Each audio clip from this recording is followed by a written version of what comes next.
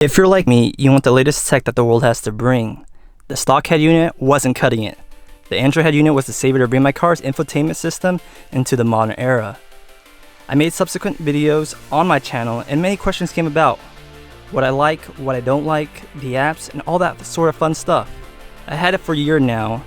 The question is it still cutting edge? And is it still worth it? A year ago, I was a bit skeptical about this product. Not a lot of people had it, there was not many good reviews on it online, and there were just a lot of variables that I was unsure of. And I'm really glad I did buy the unit though, over a Pioneer, Kenwood, Sony, or whatever. It sounds really good to me, especially with my upgraded speakers.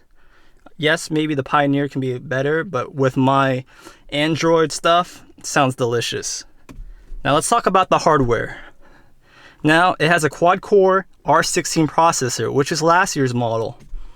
And you know what? It's still snappy. The performance hasn't decreased over time within this last year. Screen doesn't show any signs of scratches. Bluetooth still works great. I couldn't say that about my OEM unit. It died after a year. GPS is spot on. Steering wheel control works. And that's a good thing for me. Now, the cons is it has froze within the year I had it. And you know what? I don't know if it was a fluke or whatever, but it froze once. And all I had to do was hit reset or turn my car off and on, and it rebooted like a champ. So I'll forgive it because it's only been one time. Talk about software. All the apps I tried works, never had any issues. So if you're talking about, hey, I need the latest, Marshmallow, Nougat, etc., I'm still on 4-point-something KitKat, whatever. And it's still working great for me. So if I'm running issues in the apps, then I might have a problem, but it's a car head unit.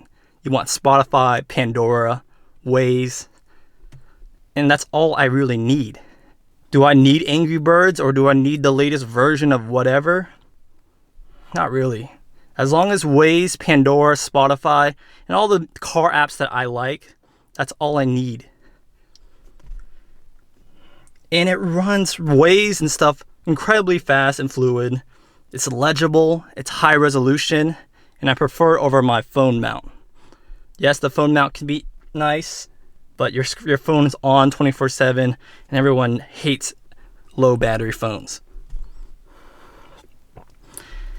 Again, with more software, you gotta talk about updates.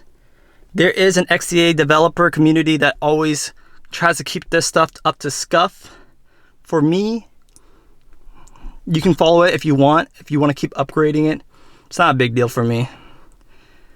So when I first got it, I looked into it, I updated it, I did all these custom apps and whatever. But honestly, I've been happy with the way it is. I was using IQ Navi. So yes, here it is, 4.42. No issues. Conclusion time. Now this was my biggest concern. Is it going to be worth it after a year? Like the phone market, every year you want the latest phone. More RAM, more cores, more resolution, latest operating system.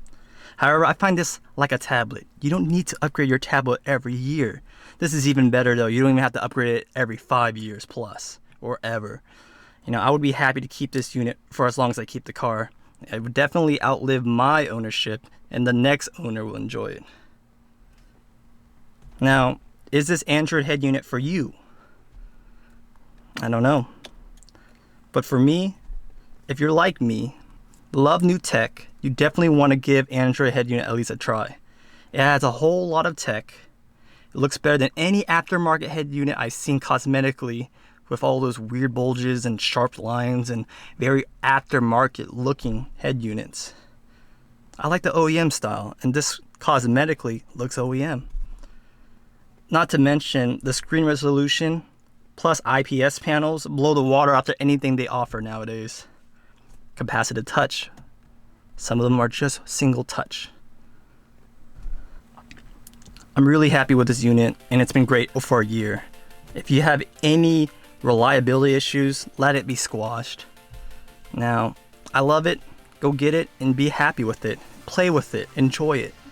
It's worthwhile. If you want to see more videos like this, subscribe, give us a thumbs up. Have any questions on the unit itself? Leave me a comment and I'll answer them below. Now, links below on the head units I recommend and the ones I bought for my car and my girlfriend's car. Anyways, guys, it's been a long day. It's been hot in my car, so peace out. Later.